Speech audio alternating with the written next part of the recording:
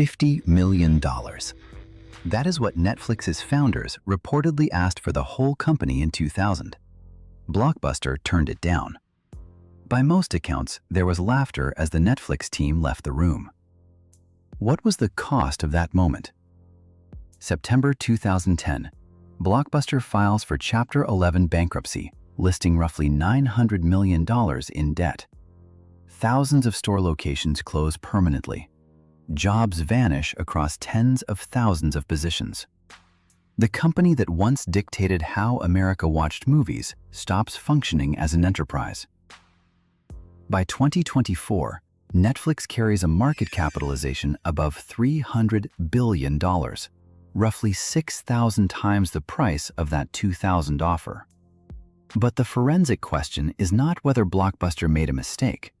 It is why the financial structure of that business made the mistake nearly impossible to see coming. To understand that, you have to understand what Blockbuster was really built to protect. By the late 1990s, Blockbuster has constructed something that looks, from the outside, almost impossible to threaten. Thousands of locations across the United States, 60 million registered customers, a physical footprint so dense that the blue and yellow storefront becomes, for millions of households, a Friday night fixture. Not merely a retailer, a cultural ritual.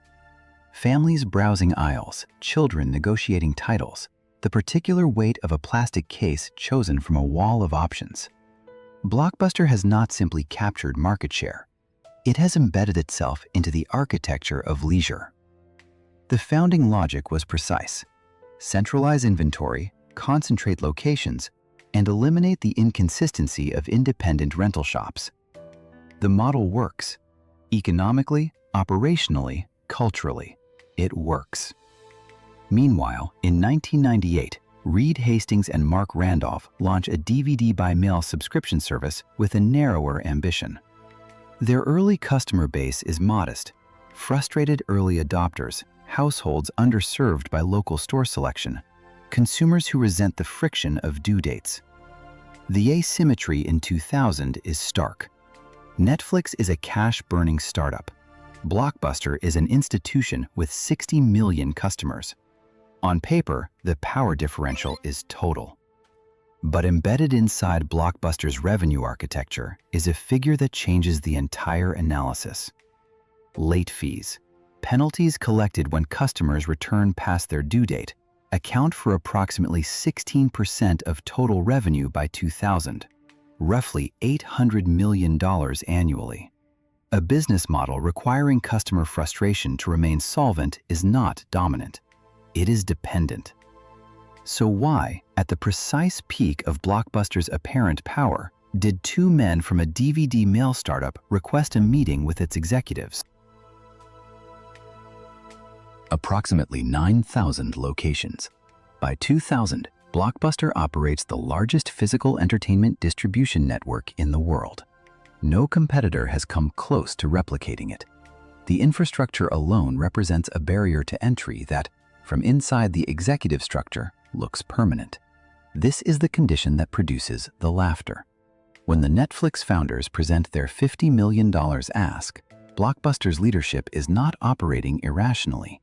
They are responding to what their own instruments tell them.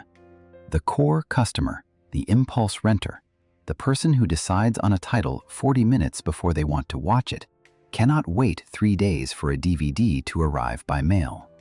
The store is the product. Proximity is the value. A subscription service for tech-forward early adopters is not a replacement. It is a footnote. But the internal logic has a structural flaw that no one inside is positioned to see clearly. That $800 million in annual late fee revenue is not simply income. It is load-bearing. Remove it, and Blockbuster's unit economics collapse across thousands of locations simultaneously, which means any strategic pivot toward a model without late fees, any concession to the customer frustration Netflix is quietly absorbing, threatens the entire financial architecture at once. The company cannot adapt without dismantling itself. Media analysts in 2000 reinforced the dismissal. Physical retail is the distribution standard. Digital delivery remains years from mass viability. Netflix's burn rate looks unsustainable by conventional measures.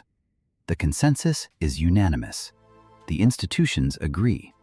The incentives align perfectly. But the threat Netflix represented was not the DVD by mail model.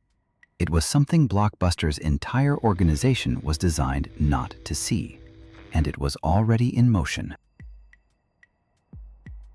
By 2004, the warning is no longer subtle. Netflix is growing fast.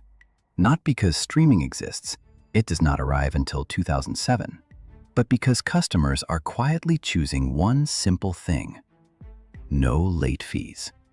The corner store still has reach, but the irritation is starting to outweigh the convenience. Blockbuster's answer is not reinvention, it is amputation. In 2004 and 2005, the company eliminates late fees entirely. The move is sold as customer-friendly, a clean headline covering a very messy reality. But this is not a minor pricing tweak. By 2000, late fees were reportedly worth roughly 16% of annual revenue, about $800 million. Pull that beam out, and the structure shakes. Every store still carries the same operating costs. The debt still sits there. The shelves, leases, payroll, and footprint do not suddenly become lighter. The revenue does. And the strategic damage cuts even deeper.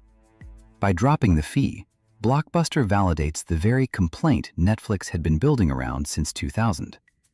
The company is effectively admitting the pain point was real. It doesn't just surrender income, it stamps approval on the rival's thesis.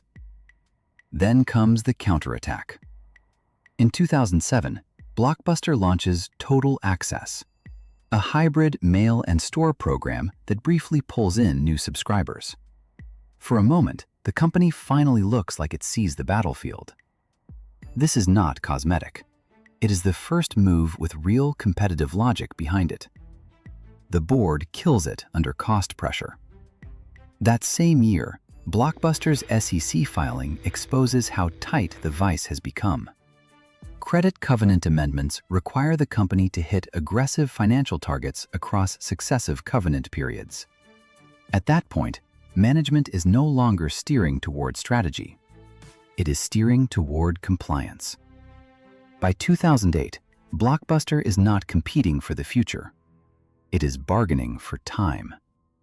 And time, in a collapsing model, is usually the one asset lenders never extend for free. The only question left is what breaks first. The floor gives way in stages, each one documented, each one final. By 2008 and into 2009, store closures accelerate beyond any pace a strategic restructuring could absorb. The physical footprint that once made Blockbuster untouchable, thousands of locations embedded in neighborhoods, strip malls, and suburban corridors across the country, has inverted completely. Every lease signed at the height of dominance is now a fixed obligation against collapsing revenue. The infrastructure that was the moat becomes the trap. September 2010. Blockbuster files for Chapter 11 bankruptcy protection, listing approximately $900 million in debt. The filing is not a surprise to anyone watching the covenant amendments, the accelerating closures, the subscriber defections. But the number itself, $900 million, demands a moment of forensic stillness. This is a company that, 10 years earlier, could have purchased Netflix outright for $50 million and retired the threat entirely. In 2011, Dish Network acquires Blockbuster's remaining assets out of bankruptcy for approximately $320 million, a fraction of what the company once represented. The physical store network continues contracting under the new owner. By 2014, every corporate-owned Blockbuster location is permanently closed. One franchise store survives, Bend, Oregon. A cultural artifact, not a commercial operation. The human cost does not appear in any single filing. Tens of thousands of store-level employees lose jobs across 5 years of unwinding. Suppliers absorb losses. Landlords renegotiate or foreclose. Local economies register the downstream impact of a national retail network that simply ceases to exist. One meeting, one number, one laugh. The question every founder, every board, and every incumbent market leader has to answer is, how do you build an organization that can hear what it does not want to hear? The lesson here is not that Blockbuster simply failed to buy a competitor. That version is too neat, too reassuring.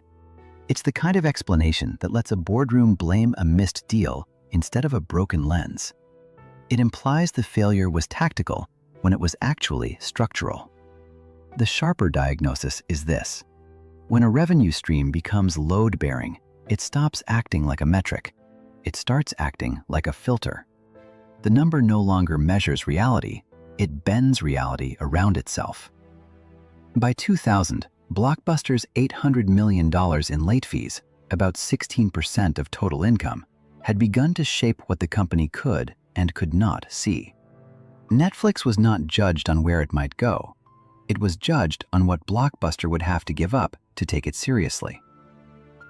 That is the control failure chain. A legacy engine becomes too important to challenge. Management starts protecting it almost by reflex. New entrants are measured not by their momentum, but by the threat they pose to the old machine. And once that machine starts coughing, the exits are usually already behind you. By the time the core mechanism visibly breaks, the window to adapt is often gone. Blockbuster is the case study. The pattern is much bigger. In 2000, Netflix was valued at $50 million.